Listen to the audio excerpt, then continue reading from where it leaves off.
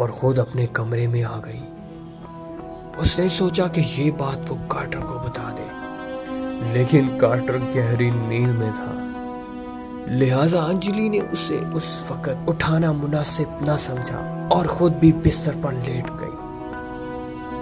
सुबह 10 बजे कार्टर उठा तो अंजलि किचन में विल्मा को नाश्ता करवा रही थी। कार्टर किचन में आया तो अंजलि ने उसे कॉफी का कप दिया और साथ ही ब्रेड और मक्खन टेबल पर रख दिया। कार्टर भी नाश्ता करने लगा। अंजलि ने नाश्ते से फारिग होकर ऊपर वाली मंजिल को सेट करने का इरादा किया, जबकि विल्मा को कार्टर के पास ही रहने दिया। स्टोर रूम में अंजलि दाखिल हुई और एक एक करके चीजें देखने लगी। स्टोर में रखी अलमारी को खोला ही था कि साथ वाले कमरे से आवाज आई, तो वो फौरन बाहर आई और साथ वाले कमरे का दरवाजा खोला। अंदर फर्श पर हर तरफ खून ही खून बिखरा पड़ा था।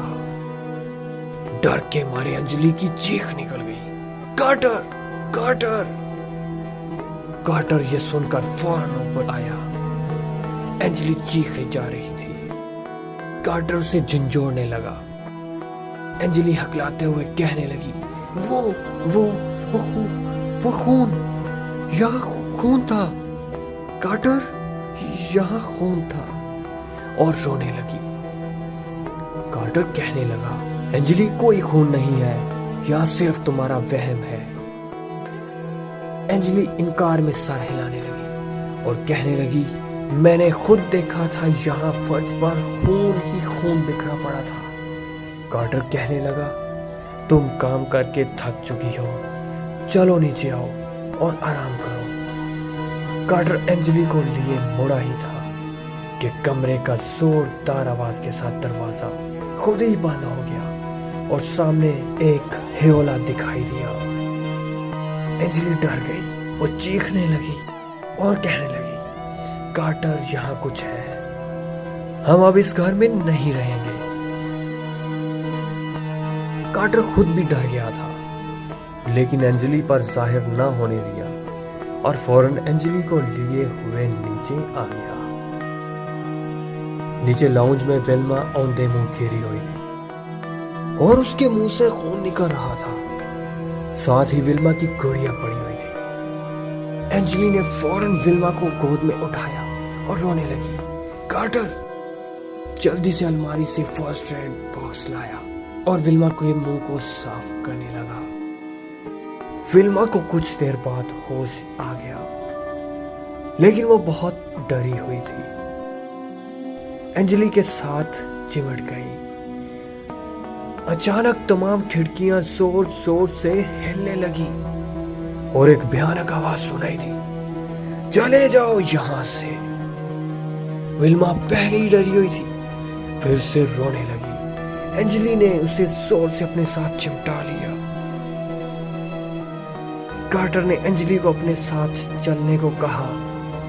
वो विल्मा को गोद में लिए घर से बाहर आ गई। कार्टर ने गाड़ी स्टार्ट की तो अंजलि भी जल्दी से गाड़ी में बैठ गई। कार्टर ने गाड़ी चर्च की जाने मोड़ दी। 20 मिनट बाद ही वो चर्च में फादर के सामने खड़े थे। कार्टर ने अपने साथ पेश आने वाले तमाम वाकयात का जिक्र फादर से किया। फादर ने कहा, चले मैं आपके घर चलता हूं ताकि घर का मुआयना कर सकूं। कार्टर, अंजलि, विल्मा और फादर ब्रोक गाड़ी में आ बैठे। गाड़ी फौरन फराटे भरने लगी। जल्दी वो अपने घर के सामने थे। सब घर में दाखिल हो गए। फादर ने कुछ देर आंखें बंद की और मुंह ही मुंह में कुछ पढ़ने लगा।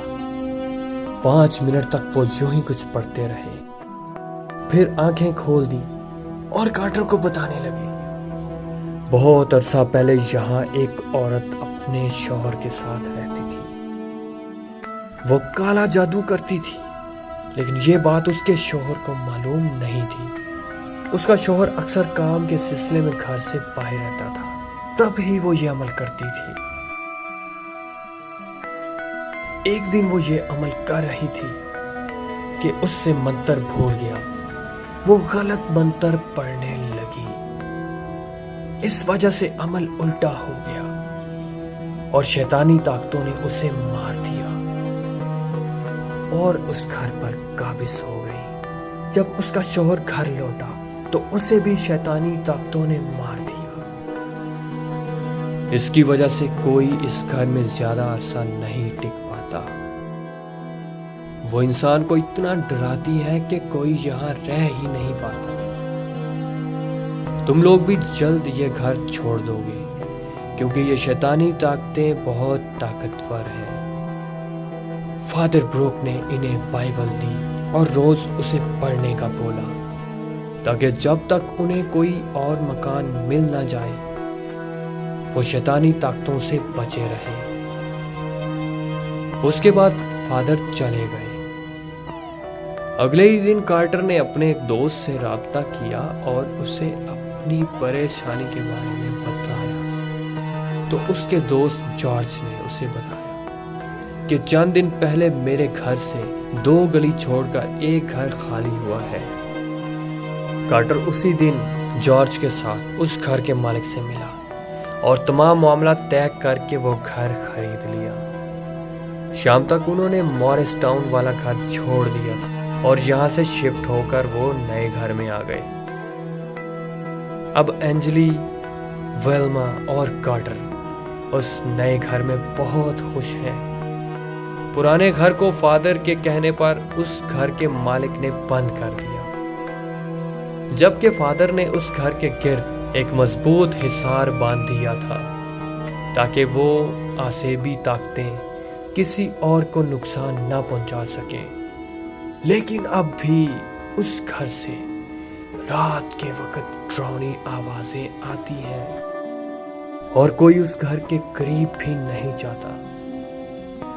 लेकिन अब भी जब एंजली उस घर के मुतल्लक सोचती है तो उसके पूरे जिस्म में खौफ की सर्द लहर दौड़ जाती है। हमारे चैनल को सब्सक्राइब करें और इस तरह की मजीद दिलचस्प कहानियां सुनने के लिए बेल आइकन को जरूर प्रेस करें।